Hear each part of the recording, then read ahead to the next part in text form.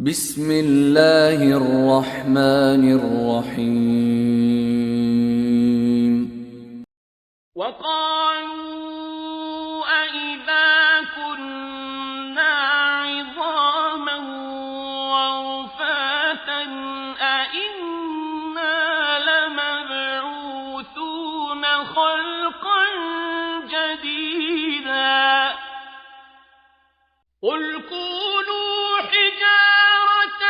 أو حديدا أو خلقا مما يكبر في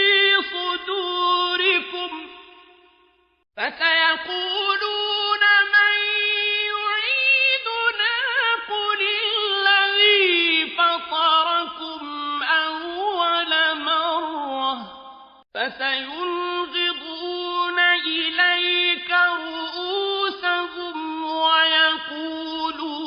متى هو قل عسى أن يكون قريبا